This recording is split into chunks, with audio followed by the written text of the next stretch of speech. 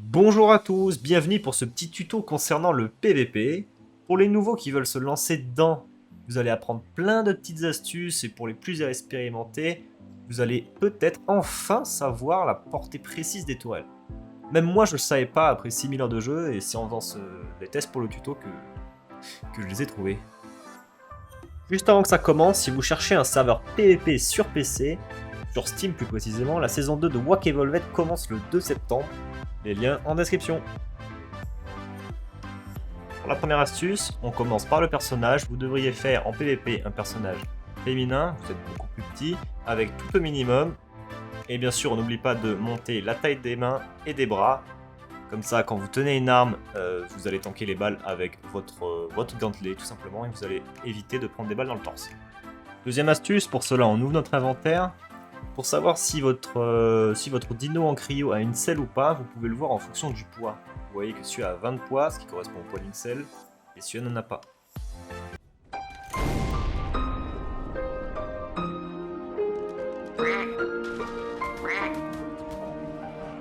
Troisième astuce, plutôt négligeable, mais bon à savoir quand même, vous rechargez votre shotgun légèrement plus vite en troisième personne. Mais aussi préférez d'utiliser le shotgun contre les dinos sans armure du type Griffon ou Hiverne, beaucoup plus efficace que la compo. Astuce suivante, on s'attaque à du lourd, on s'attaque à ce que tout le monde a déjà vécu, se faire bola. Pour essayer de survivre avec le bola, il va vous falloir essayer de créer du mouvement, créer de la desync en fait tout simplement. Donc il va falloir sauter, spammer, allonger, et si vous avez un bouclier, essayez de l'utiliser au maximum.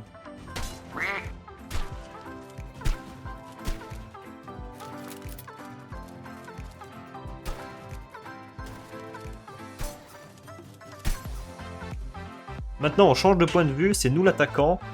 Toujours commencer par essayer de le net, c'est largement plus facile à toucher qu'une bola. Ensuite, vous enchaînez directement avec la bola pour lui être sûr qu'il ne va pas pouvoir bouger pendant au moins 30 secondes. Et ensuite, vous essayez de le tuer. S'il a un bouclier, visez les pieds. Et sinon, faites ce que vous pouvez. Astuce, je sais plus combien, mais on va parler de l'arme qui m'a fait le plus tilter par sa puissance et aussi par sa facilité d'utilisation, quand même, on va le dire. C'est bien le lance-flamme. Mais heureusement, Ark nous a laissé un petit réconfort. Vous pouvez arrêter l'effet de brûlure en buvant dans la gourde tech. Ça annulera l'effet du buff, c'est plutôt sympa. On change encore de côté. Maintenant, avec le griffon, vous pouvez attraper quelqu'un et le brûler directement sans descendre de votre griffon. Bon, j'aurais aimé ne pas vous la montrer.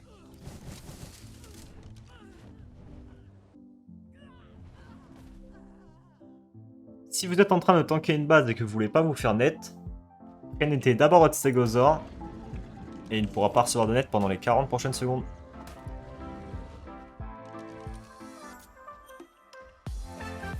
Pour rappel, c'est pas tellement une astuce, mais les tourelles tech n'arrêtent pas les roquettes. C'est pourquoi il va toujours vous falloir poser une tourelle en non-survivor et en petite portée pour qu'elle puisse arrêter les roquettes. Pour la 10e et dernière astuce, on va voir la portée des tourelles. On avance, on a donc en grande portée 23 de distance. Pour la moyenne, on va être aux alentours de 15 fondations de distance. Et en dernier, pour la petite, on va être à 6 fondations de distance. On se retrouve bientôt dans une nouvelle vidéo. Bientôt une série Arks PVP qui devrait sortir dans les prochains mois, ou les prochaines semaines je dirais. Ciao tout le monde!